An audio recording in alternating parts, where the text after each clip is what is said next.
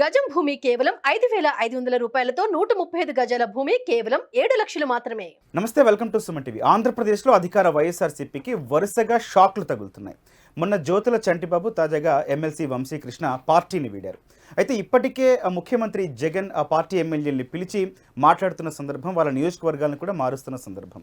ఈ నేపథ్యంలో ఎమ్మెల్యేలు, నాయకులు కొంచెం అసంతృప్తిగా ఉన్నారనే మాట వినిపిస్తోంది. అట్లాగే పార్టీ నుంచి వీడుతున్న పరిస్థితుల నేపథ్యంలో రేపు వైఎస్ఆర్సీపీ రేపు షర్మిల, ముఖ్యమంత్రి సోదరి షర్మిల కూడా కాంగ్రెస్ పార్టీలో జాయిన్ అవబోతున్నారనే వార్త కూడా వినిపిస్తుంది. వీటిపై మాట్లాడదాం. ప్రస్తుతం మనతో పాటున్నారు ప్రముఖ పొలిటికల్ అనలిస్ట్ చందు శ్రీనివాస్ గారు. శ్రీనివాస్ గారు, నమస్తే అండి. నమస్కారం అండి. సార్, సస్పెన్స్ థ్రిల్లర్ లాగా కొనసాగుతున్న ఆంధ్రప్రదేశ్ రాజకీయాలు. తాజాగా అధికార పార్టీ నుంచి ఒక వికెట్ డౌన్, ఎమ్మెల్సీ వంశీకృష్ణ జనసేనలో చేరిక. సార్, ఈ అసంతృప్తి ఎందుకు మొదలైందంటారు, ఎక్కడ మొదలైందంటారు? అంటే మొత్తం టోటల్గా అభ్యర్థులు మార్చే విషయంలోనే తలనొప్పిగా మారింది. అభ్యర్థులు మార్చకపోతే గెలిచే పరిస్థితి ఆంధ్రప్రదేశ్లో లేదు.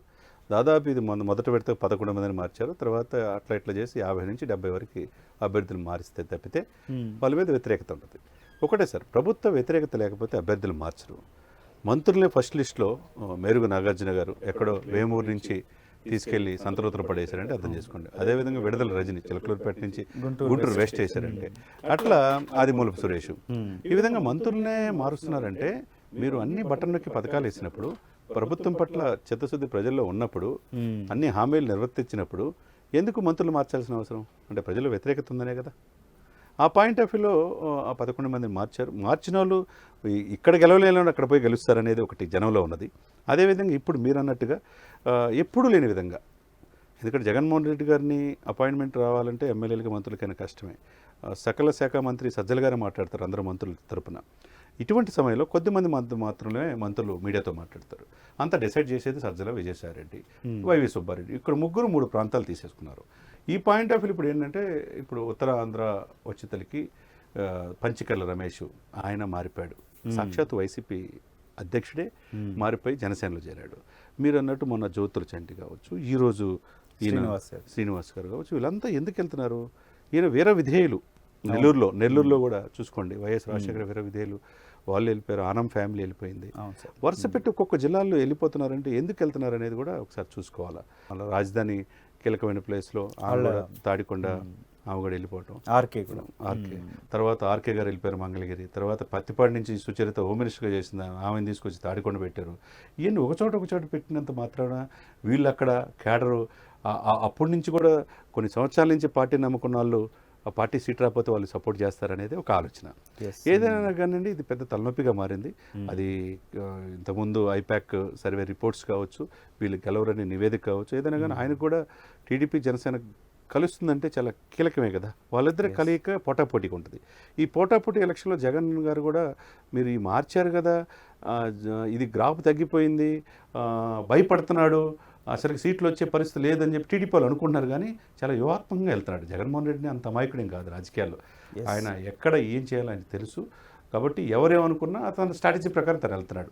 కానీ ఇంకా పార్టీ ఎమ్మెల్యేలని, ఇప్పుడున్న ప్రస్తుత ఎమ్మెల్యేని మార్చే అవకాశం ఉన్న వార్తలు వస్తున్న నేపథ్యంలో ఇంకా కూడా అసంతృప్తులు పెరిగే అవకాశం ఉందంటారా? డెఫినెట్గా ఉంటుందండి. ఉదాహరణకి తమ్మినేని చాలా వ్యతిరేకత ఉంది ఉత్తరాంధ్రలో. తమ్మినేని సీతారాం గారు, ఆయన పట్ల కేడర్లో ఇది ఉంది. ఆయన కూడా పార్టీని పెంచడానికి ఏమి పని చేయలేదనేది ఒక రకమైన అపప్రద ఉన్నది. అదేవిధంగా 3 రాజధానుల విషయంలో, రాజధాని ప్రాంత రైతులు విషయంలో కావచ్చు యాంటీ ఉంది. అదేవిధంగా ఉత్తరాంధ్రతో పాటుగా కోస్తాలో ఇప్పుడు వంశీకి టికెట్ ఇవ్వలేదని చెప్పి అంటున్నారు. సాక్షాత్ మొన్నటిదాకా ఉన్న వంశీకి టికెట్ ఇవ్వలేదు. అక్కడ ఏమవుతుంది నెక్స్ట్, అది ఆల్టర్నేట్ చూస్తున్నారు. ఇంకోటి బాలశౌరి, మొదటి నుంచి కూడా వైఎస్ రాజశేఖర రెడ్డి గారి అత్యంత సన్నిహితుడు. ఆయన ఢిల్లీ వెళ్తే పక్కనే ఉన్నాడు. అదేవిధంగా మొదట జగన్మోహన్ రెడ్డి గారు వచ్చినప్పుడు కూడా పక్కనే ఉన్నాడు. కానీ సజ్జల వైసీ విజయసాయిరెడ్డి వల్ల దూరం పెరిగింది. ఆయన ఇప్పుడు మచిలీపట్నం నుంచి, మీరు బ్రేకింగ్ న్యూస్ అది, మచిలీపట్నం నుంచి ఎంపీగా పోటీ చేయబోతున్నాడు. ఏ పార్టీ అనుకుంటున్నారు? జనసేన. మరి బాలశౌరి ఆర్థికంగా బాగా డబ్బున్న వ్యక్తి, మైనింగ్ వ్యాపారాలు ఇతర దేశాల్లో కూడా చేస్తున్నాడు. కాకపోతే అతను రావడం వల్ల జనసేన కూడా పుంజుకునే అవకాశం ఉండదు కదా. ఆయన పరిధిలో, మచిలీపట్నం పరిధిలో ఎమ్మెల్యేలు కూడా ఆయన సపోర్ట్ చేస్తారు కదా. ఆ విధంగా ఆయన వాళ్ళ కొడుకు పొన్నూరుకి ట్రై చేస్తున్నాడు. ఆ విధంగా ఆయన కావచ్చు, సాయి ప్రతాప్ లాంటి వ్యక్తి రాయలసీమ నుంచి ఆయన కూడా ప్రయత్నం చేస్తున్నాడు. అదేవిధంగా పల్లంరాజు అనుచర గారిని కూడా ఉత్తరాంధ్ర నుంచి, కాకినాడ చేశాడు, సెంట్రల్ మినిస్టర్గా చేసిన వ్యక్తి కాబట్టి. అంటే ఇక్కడ నివురు కప్పిన నిప్పులాగా ఉంది, ఎవరు బయటకు వస్తారు. ఎలక్షన్ ఇంకా 3 నెలలు కూడా టైం లేదు కాబట్టి ఎలక్షన్ దగ్గరికి పడే ఉంది. ఈ కొత్త సంవత్సరంలో చాలా మార్పులు ఉంటాయి. ఈ నెలాఖరికి ఎవరు వస్తారో కూడా తెలిసింది. బాలశౌరి లాంటి వాళ్ళు ముందుకు వస్తున్నారు. మిగతా కొత్త సంవత్సరంలో first week or second week Sankranti లోపు ఎవరు ఏ పార్టీలో ఉంటారో కూడా తెలియని పరిస్థితి. నైట్కి రాజకీయాలు మారే పరిస్థితిలో ఒక రకంగా అధికార పార్టీకి సవాలే. వై నాట్ 175 అంటుంది వైఎస్ఆర్సీపీ. కానీ ఈ పరిణామాలని చూస్తుంటే ఇంకా ఆ నినాదం ఉందంటారా, లైవ్ లో ఉందనుకుంటారా? లేదండి, ఆయన కేడర్లో ఉత్తేజం కలిగించడం కోసం, కేడర్లో జారిపోకుండా ఉండటం కోసం మనం 155 గెలవబోతున్నాం అనుకున్నాడు. కానీ ఆ పరిస్థితి లేదు. వై నాట్ 175 అంటే 151 మీకు ఇచ్చారు, 22 మంది ఎంపీలు ఇచ్చారు, రాజ్యసభలో కలిపి 30 మంది ఉన్నారు. మీరు ఏం చేశారు? మీరు స్పెషల్ స్టేటస్ తీసుకొచ్చారా అంటే ఎందుకు తేలా? 20 మంది ఎంపీలు నుండి సెంట్రల్ గవర్నమెంట్లో ఎవరు వచ్చినా మెడలు వంచి తీసుకొస్తా ఉన్నారు కదా గౌరవనీయులు ముఖ్యమంత్రి జగన్మోహన్ రెడ్డి గారు. మరి 22 మంది ఇచ్చారు కదా, ఎప్పుడైనా మెడలు వంచారా? ఎప్పుడు కావాలంటే అపాయింట్మెంట్ ప్రధానమంత్రి మోడీ గారు, నడ్డా గారు ఇస్తున్నప్పుడు మీరు ఎందుకని స్పెషల్ స్టేటస్ ఆంధ్రప్రదేశ్ ప్రజలు కోరిక తీర్చలేపారంటే మాకు అంటే మనం డిపెండ్ లేదు, వాళ్ళకి ఎక్కువ సీట్లు వచ్చినాయి, అడిగే పరిస్థితి లేదంటారు. అది కాదు కదా మిమ్మల్ని కోరుకుంది. మిమ్మల్ని 3 రాజధానులు అన్నారు. రాజధానులని రాష్ట్రం ఏదైనా ఉందంటే ఆంధ్రప్రదేశ్ కనపడుతుంది. మధ్యం వేర్లైపోతుంది. జాబ్ క్యాలెండర్ లేదు. తీర ప్రాంతం 972 స్క్వేర్ కిలోమీటర్లు ఉంది గుజరాత్ తర్వాత. గుజరాత్ ఈరోజు ఎంత డెవలప్ అయింది, మినీ ఇండియాలాగా రూపాంతరించింది. మరి ఎట్లా నమ్ముతారు? ఎట్లా పరిశ్రమలు వస్తాయి? ఎట్లా ప్రజల నిరుద్యోగతని నువ్వు తీరుస్తారు? ఇవన్నీ కూడా పోలవరం ఆంధ్ర జీవనాడి, అది పూర్తి చేయలేపారు.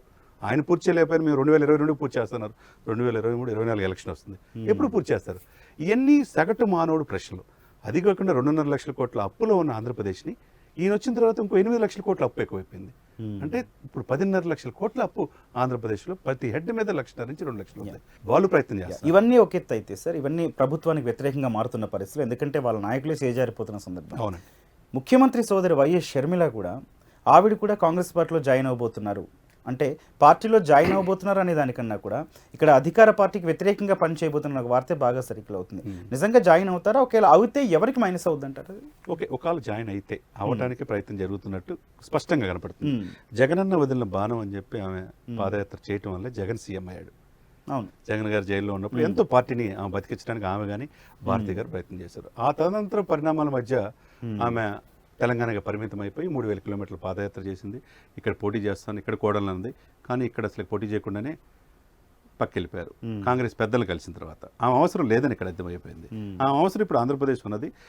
వైఎస్ రాజశేఖర రెడ్డి గారి లెగసీని వాళ్ళ కూతురు ద్వారా ఉపయోగించుకొని జగన్మోహన్ రెడ్డి గారినే ఇచ్చేయాలనేది ఇక్కడ ఆలోచన. ఇదే సమయంలో కర్ణాటక రాష్ట్రం నుంచి ఆమె రాజ్యసభ ఇస్తున్నారని చెప్పి తెలుస్తుంది కాంగ్రెస్ నుంచి. ఆ విధంగా పార్టీ పగ్గాలు ఆంధ్రప్రదేశ్ కాంగ్రెస్ పార్టీ, ఎందుకంటే కాంగ్రెస్ పార్టీ పూర్తిగా రాష్ట్ర విభజన తర్వాత ఆంధ్రప్రదేశ్కి అన్యాయం జరిగిందనేది ప్రతి ఉదయాన్ని గాయం అయిపోయింది ఆంధ్రప్రదేశ్లో. కాంగ్రెస్ పార్టీ అభ్యర్థులు పోటీ చేసే పరిస్థితి కూడా ఆంధ్రప్రదేశ్ లేదు.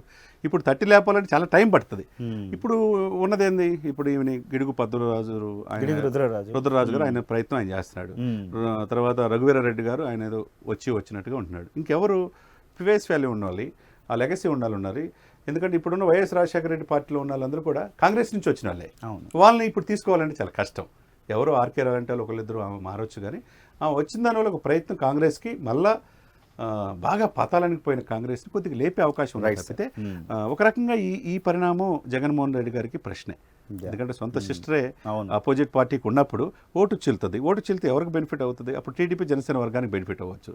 ఇప్పుడు ఇక్కడ వైసీపీ పార్టీలో ఒకప్పుడు కాంగ్రెస్లో ఉండాలే కదా, అటు ఇటు కనుక షర్మిల గారి మీద మా అమ్మాయే కదా, మా రాజశేఖర రెడ్డి గారి కూతురు కదా అనే వాళ్ళు కూడా ఉంటారు.